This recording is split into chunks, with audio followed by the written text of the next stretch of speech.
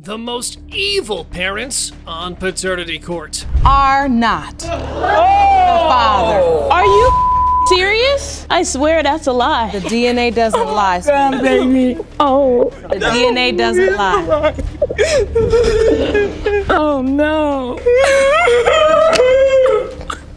What is going on? Why are you texting him like the baby isn't born when the baby is born? I just didn't want to break up a marriage when he found out he had a kid by another person. Miss Whitman was in front of Judge Lake with her no-shame attitude, claiming that there was no way that the defendant could be the father of her 1-month-old daughter.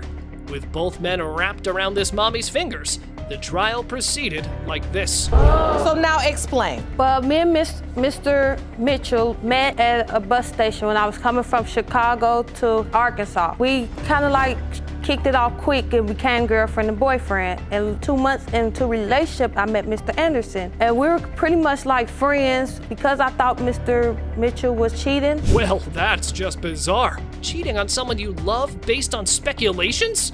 It was clear that Miss Whitman needed to reconsider her life choices, because she was now stuck in one of the messiest paternity confusions. This is a small town. It's a small town. Everybody knows everybody. Everybody knows who drives what. This particular person I know stayed with her a week. You know who this guy is? I know him. He's one of my cousins. One of your cousins stayed up there with her for a week. Yes. Did your cousin tell you that he slept with her? Yeah, we done gave each other daps and everything. Well, the woman had the same jingle playing. You know, bluntly refusing everything. So, well, let's skip to the pregnancy part. Turns out that, although she sent pictures of her pregnancy test to both Mr. Mapson and Mr. Anderson, just in 2 weeks, she changed her mind. Did you have any idea that she was sleeping with other people? I kind of had suspicions because of our relationship. It was a long-distance relationship. And after a while, you know how long-distance relationship is. Did you show up? First, my intentions was to show up at the hospital, just knowing that it could have been somebody else's kid. I didn't want to just involve myself. With both fathers in denial, someone had to take responsibility for the child. Anyway, Mr. Anderson was not ready to play along at all, as the experience of the child was ruining his current relationship. Still, no one was ready to pay for the test. I went through the whole birth alone, the whole 9 months. He even stopped talking to me, and I couldn't get a hold of Mr. Anderson because he blocked all communications, Facebook, telephone, and he stopped answering the phone for me, Mr. The Mapson. reason I blocked her off because of the stuff she was doing on Facebook. She was, you know what I'm saying, just out there just saying, this is my baby daddy. That is toxic. Compromise on her daughter's right to know who the father is? What mother does that? Upon the judge asking Miss Whitman if there's any chance that someone else might be the father, she further escalates the doubts like this. So you are positive Yes, Your Honor. that there is absolutely no other possibility, no other man besides these two could be the father of your child? That's right, Your Honor. There's one. You agree with Mr. Anderson, Mr. Mapson? You believe there's a third? All I know was about Mr. Anderson. I don't know nothing about nobody. You heard her. There was another person who stayed over for a week. See, we told you no shame for her game. This made the judge more suspicious, and she finally had to pull the trigger by calling in for the result, which went like this. It has been determined by this court, Mr. Anderson, you are not her father. Thank you, Jesus. Thank you, Jesus. I knew it. All the time. All that stuff you've done to me.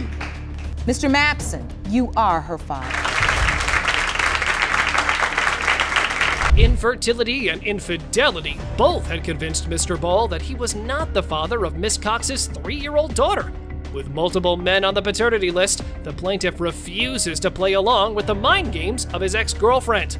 Sounds messy, right? How did you first hear that Miss Cox was sleeping with multiple men? We were talking every day, you know, morning, noon, night, we would talk every day. And maybe within the last 90 days of me, you know, serving my time, I was getting letters from her best friend stating to me that she was sleeping with other men, going out with other men. Okay, so the girlfriend's best friend's claims caused a stir in the allegations.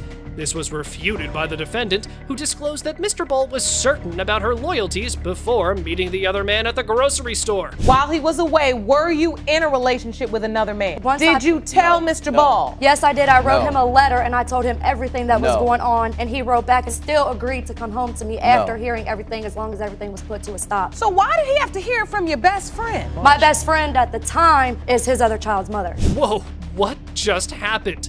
He was tipped by the mother of his child, who happens to be the best friend we've all heard about?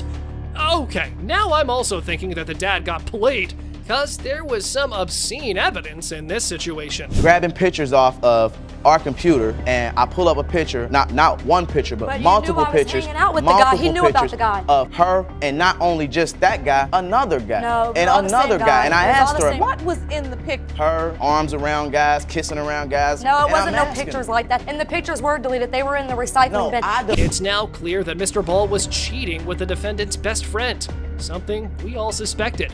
Turns out that the suspect was a deadbeat who was cheating on the baby mama right under her roof and was now trying to play the victim in the situation. I took care of her because he was too lazy to get up off of his butt. When we were looking for a job, she was sitting right outside the place texting a dude. Because I was texting another guy while he was in the place filling out a job application. That was his excuse to stop looking for a job.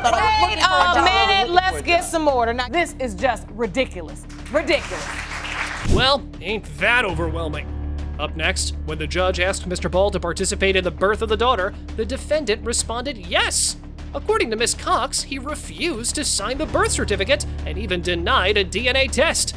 It looks like Mr. Lazybones was genuinely avoiding the responsibility. When your daughter, Gabby, was born, was Mr. Ball there? Yes, ma'am, he was. Yes, ma'am, he did. And he drove me to the hospital. He was there the whole 3 days I was in the hospital. He drove me home from the hospital, and we stayed with him. He would not sign the birth certificate because he said he wanted to make it hard for me with child support. Why would I tell you I wanted to make it hard for you? Another fact was revealed that while Mr. Ball was engaged to another woman, he was still fooling with the mommy at the podium.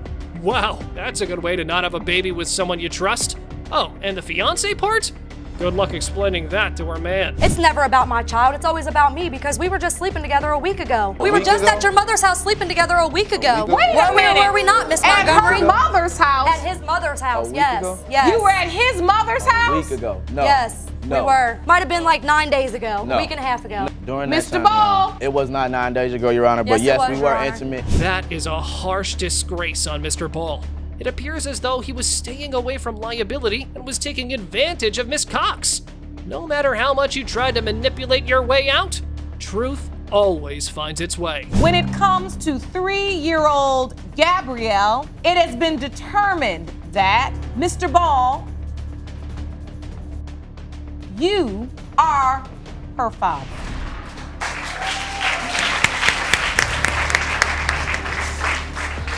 Is that the news you wanted? Yes. In this paternity court episode, Mr. Lang brought his wife to the dock for the alleged infidelity done with his best friend from the sandbox. But the mommy refuses to play along with such nasty accusations. It looks like both parties are at polar ends. Good, because now it calls for drama. Here's how the session went. I found out that Miss Brown slept with my son's best friend from the sandbox best friend. I don't think she know whether it's my son's or Mr. Dixon's. Is that true? No, Ms. that's Brown? not true, Your Honor. I've never slept with Mr. Dixon. Okay, so you're saying her assertion isn't true? No.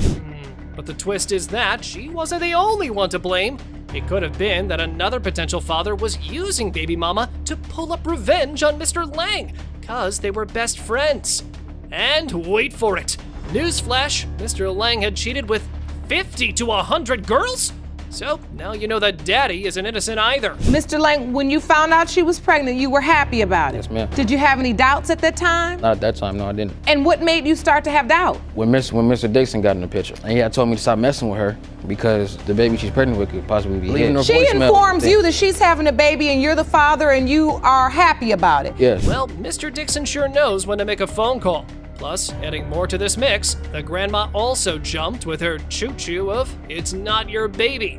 Although Miss Brown's claimed to be sleeping with only Mr. Lang, her man was not ready to trust baby mama's words. And I am very sure that this is his baby, and we spoke about it. I haven't slept together with no one else. And exactly that time is around the exact time I got pregnant. You say that's your window of conception? Yes, that was in middle August, into August. And so now the baby's born? Yes. Mr. Lang was there when the baby was born? Yes, he was there the whole labor and delivery. He signed the birth certificate? Yes, he did. After this, the defendant pointed out the real reason behind the denial. Well, it was the meddling mother of the potential biological father and her unwanted interference in the relationship. The baby mama even had proof of it. Was that even necessary? Every time me and him would have an argument about him cheating, his mother would get into it. Either try to argue with me or try to lie for her son, which she can, I don't doubt. Don't be in my face telling me a lie. Just go away with your son. Like, don't get on Facebook talking mess. She'll get on Facebook, oh, that giraffe, I don't like her. Like, I don't know, I can't explain it. She would always get into it. She called you a giraffe? Never. Anyways, to end this drama without getting sidetracked from the main theme, it was clear that a child was stuck in the midst of grown-up drama, which was unfair. But hey, this is where the paternity court steps in.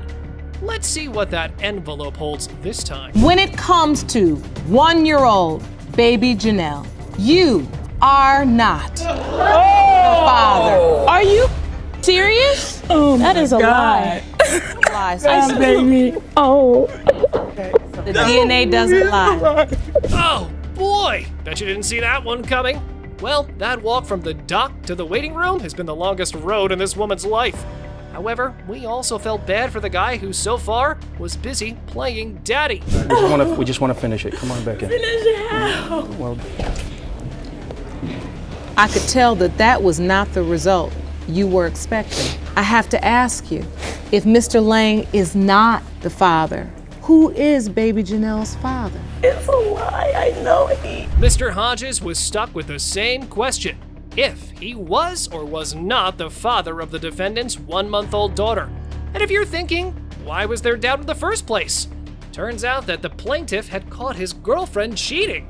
Broken over such a revelation, he chose to begin like this. She cheated on me, and I caught her with multiple guys. She had one hidden in the room, and whenever we first got together, she said that she would never hurt me or cheat on me. She would be truthful, and yet she's lied to me left and right. Miss Willard, you kept lying and you kept cheating? I had a guy over at my house, yes. He was visiting because... That's a major no right from the start, because the baby daddy testified that his woman was fast. As right into days of meeting up, they got all cozy.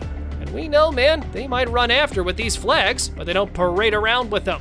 No, we're not exaggerating, and the defendant had been cooking this at her place. You are the one who pushed your son to open this case. Yes, Your Honor. And why did you do that? Because I knew that she had been cheating on him. He had caught her with another guy that she said was a friend. He was hidden in her house when my son got there. The other guy in your bedroom when Mr. Hodges came? They had broke up. So why you have to hide anybody? Because she didn't want him to know. Her mother also has her hands in the dirt. At this moment, the court appeared to be persuaded that Mr. Hodges was correct.